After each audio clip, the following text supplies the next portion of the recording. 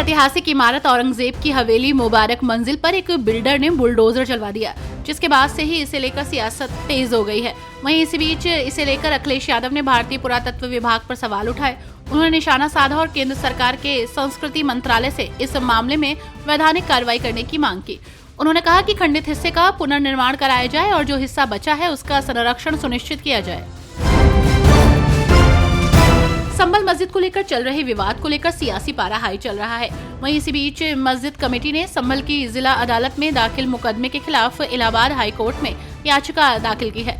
मुस्लिम पक्ष की ओर से सुप्रीम कोर्ट के निर्देश पर याचिका दाखिल की गई है। याचिका के जरिए जिला अदालत में दाखिल मुकदमे की पोषणीयता पर सवाल उठाते हुए उसे रद्द किए जाने की गुहार लगाई गई है। यूपी के कस्ता से भाजपा विधायक सौरभ सिंह सोनू पर जानलेवा हमले के मामले में लखीमपुर खीरी जिले के सभी विधायक लामबंद हो गए। उन्होंने पुलिस अफसरों के खिलाफ मोर्चा खोल रखा है।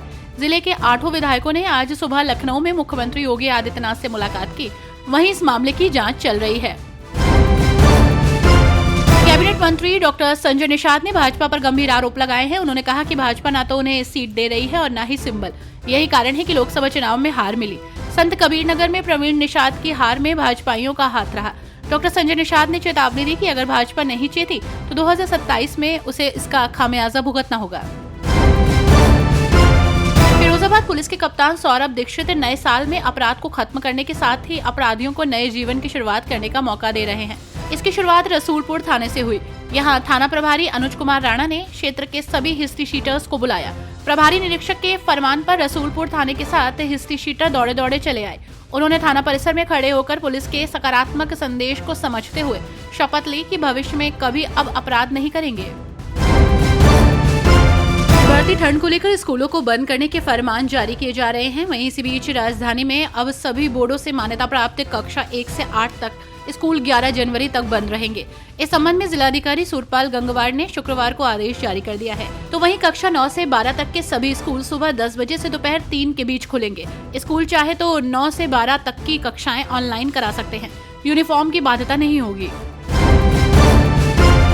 गोरखपुर से एक हैरान करने वाला मामला सामने आया है। यहाँ एम्स गोरखपुर के एकमात्र न्यूरोसर्जन डॉक्टर राहुल गुप्ता ने ऑपरेशन के लिए ऑपरेशन थिएटर और एनेस्थीसिया के डॉक्टर्स की कमी से परेशान होकर इस्तीफा दे दिया है।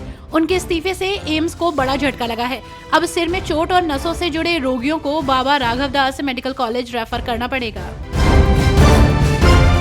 AIMIM प्रमुख असदुद्दीन ओवैसी ने सुप्रीम कोर्ट में एक जनहित याचिका दायर कर पूरे देश में पूजा स्थल कानून लागू करने की मांग की है। आचार्य प्रमोद ने ओवैसी को भारत के विभाजन की चाहत रखने वाला आधुनिक जिन्ना बताया।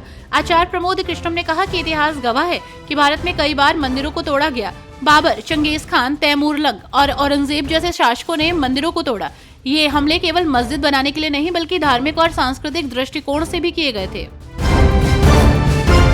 वाराणसी जिले में प्रतिबंधित चाइनीज मांझे से लगातार हो रही घटनाओं को लेकर पुलिस इसके खिलाफ अभियान चला रही है। इस कड़ी में पुलिस कमिश्नर मोहित अग्रवाल के निर्देश के अनुसार ACP चेतगंज के कुशल नेतृत्व में थाना सिगरा के प्रभारी निरीक्षक की पुलिस टीम ने 15,000 किलोग्राम जानलेवा प्रतिबंधित मांझा अलग अलग जगहों से बरामद किया है।